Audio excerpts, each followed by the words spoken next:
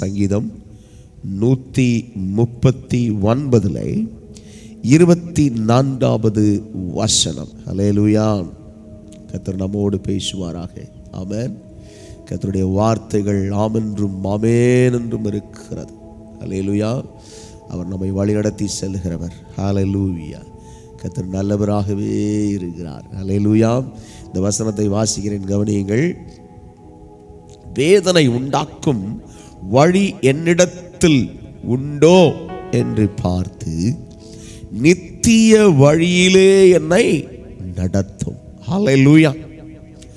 வேதனை உண்டாக்குகிற வழி என்னிடத்தில் உண்டோ?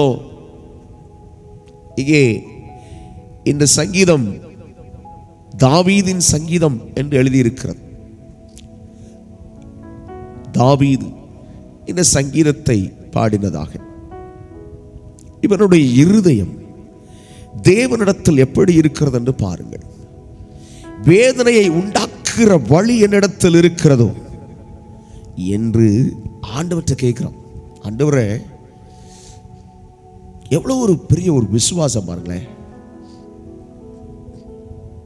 ஒரு வாஞ்சை, ஒரு விசுவாசம், ரொம்ப பெரிய ஏக்கத்தோட அவன் கேட்கிறான் ஆண்டவர்கிட்ட, வேதனையை உண்டாக்குகிற வழி என்கிட்ட இருக்கா?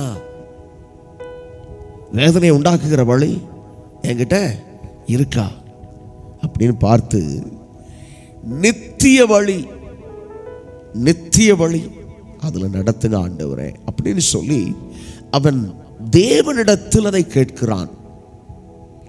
நீதிமொழிகள்ல இப்படி ஒரு வசனம் இருக்கு, தன் பாவங்களை மறைக்கிறவன் வாழ்வடைய மாட்டான், அவைகளை அறிக்கை செய்து விட்டு விடுகிறவனோ இரக்கம் பெறுவான் என்று எழுதியிருக்கிறது.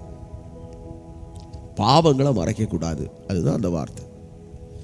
ஆனா இந்த வசனம் வேதனை உண்டாக்குகிற வழி என்கிட்ட இருக்கான்னு சொல்லி, ஆண்டவரே என்னை சோதித்து பாருங்க, நீங்க என்னை சோதித்து பார்த்து நித்தியமான வழி, அதாவது தேவனுக்கு பிரியமான வழி. நித்திய வழிங்கிறது என்னன்னா, தேவன் தருகிற வார்த்தையை ஒருவன் கை கொண்டு அதில் நடக்கும் பொழுது அது நித்திய வழியிலே அவர்களை கொண்டு போய் சேர்க்கிறது.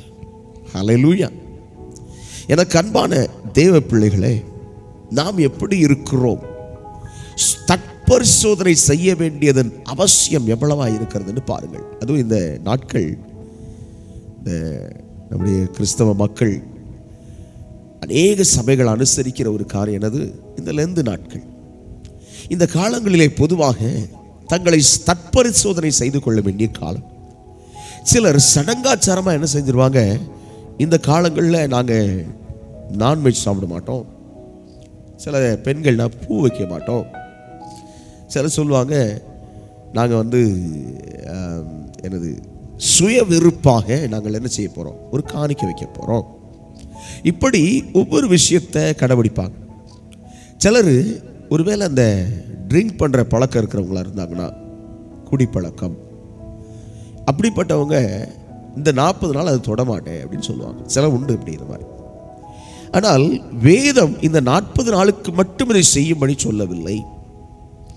நித்திய வழியை ஒவ்வொரு நாளும் கை கொள்ளும்படியாக வேதம் அறிவுறுத்துகிறது. அதுக்காக இதை செய்யாதீங்க அப்படின்னு நான் சொல்லலை, செய்யறது நல்லது. பட் ஏன்னா இன்னொரு வசனம் சொல்லுது, நாட்களை நியமித்துக் கொள்ளுகிறவன் கர்த்தருக்காக நியமித்துக் கொள்ளுகிறான் என்று எழுதியிருக்கிறார். ஹல்லேலூயா. நாம் அப்படி செய்யறது தப்பு இல்லை. ஆனா இந்த நித்திய வழியிலே நடக்கிறதுக்கு என்ன காரியம் நம்மிடத்தில் இருக்கிறது, அதை நாம் பார்க்க வேண்டும். நித்திய வழியிலே நடக்கிறதுக்கு வேதனை உண்டாக்குகிற வழி என்கிட்ட என்ன இருக்கு? வேதனை உண்டாக்குகிற வழி, நல்லா கவனிங்க. இந்த வேதனை உண்டாக்கும் வழி என்பது நான் நடந்து கொள்ளுகிறதுனால் வருகிற பிரச்சனைகள், நான் தேவனுடைய கற்பனைகளுக்கு விரோதமாய் வாழும் பொழுது, தேவ சித்தத்தை விட்டு நான் வழி விலகி செல்லும் பொழுது என் வாழ்க்கையில் உண்டாகிற பிரச்சனைகள், போராட்டங்கள், அதையும் குறிக்கிறது.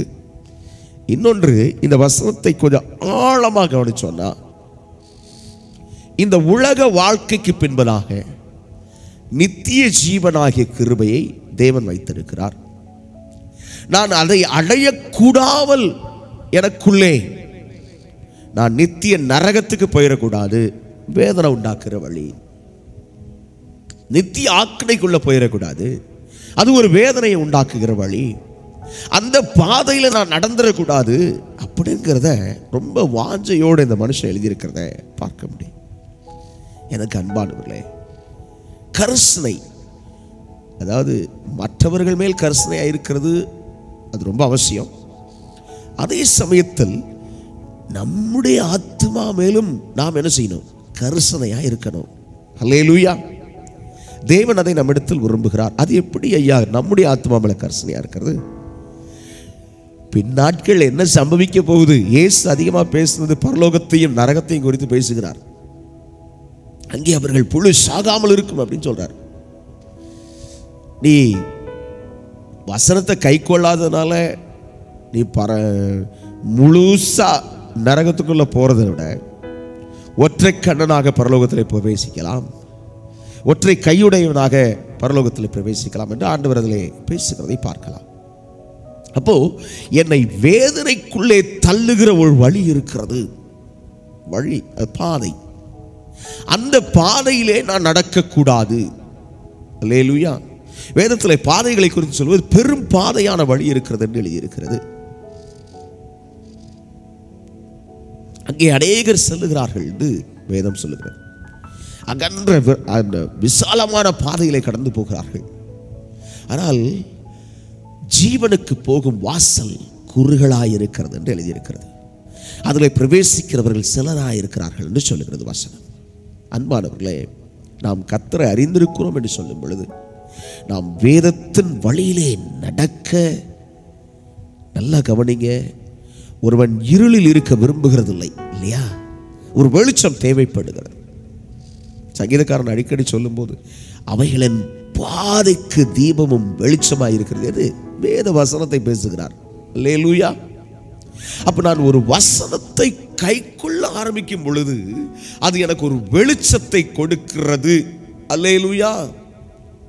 எனக்கு அன்பான என் சகோதரனை சகோதரியே, அப்போ நம்ம வாழ்க்கையில ஒரு வெளிச்சம் அவசியப்படுது. ஆமென். அந்த வெளிச்சம் அதுதான் இந்த சத்திய வேதாகமம். நமக்கு தேவன் எழுதி கொடுத்திருக்கிற மகத்துவம். இந்த வசனத்தின்படி நான் வாழ்ந்து விட்டால் எனக்குள் வேதனை உண்டாக்குகிற அந்த வழிக்கு நான் போக மாட்டேன். அப்போ நான் போக வேண்டியது, அந்த வசனம் தெளிவா சொல்லுது பாருங்க, நித்திய வழியிலே என்னை நடத்தும். ஆமென். என்னை நடத்துகிற ஒரு உபாத்தியாக வசனம் அப்படிதான் சொல்லுது. அது நமக்கு உபாத்தியாய் இருக்கிறது என்று எழுதி. உபாத்தியா என்னது? நம்மை வழி நடத்துகிற டீச்சர், சொல்லிக் கொடுக்கிறவர். தேவன் நமக்கு சொல்லிக் கொடுக்க விரும்புகிறார். தேவன் நம்மை வழி நடத்த விரும்புகிறார். அப்போ தேவ சத்தம் கேட்கிறதுக்கு நம்மள அர்ப்பணிக்கணும். இன்னைக்கு இந்த தியானத்தை சொல்லுகிறோம், இந்த வார்த்தைகளை சொல்லுகிறோம். இது மட்டுமா? அது மட்டும் இல்லை, நீங்கள் பரிசுத்த ஆவியானவரோடு இணைந்திருக்கிற ஒரு உறவு அது அவசியம். அதை கேளுங்க ஆண்டவரே. Yes lord, we need it. எனக்கு அதை தாரும். கேட்கலாமா? கண்களை மூடி ஆண்டவரை ஒப்பு கொடுத்து, ஆண்டவரே நித்திய வழியில என்ன நடத்துங்க. வாஞ்சியோட கேட்கலாமா? மகிமையின் தகப்பனே, நாங்க கேட்டு இந்த சத்திய வசனத்தின்படி வேதனை உண்டாக்குற வழி என்கிட்ட இருக்கான்னு பார்க்கணும், என் ஆராய்ச்சி பார்க்கணும்.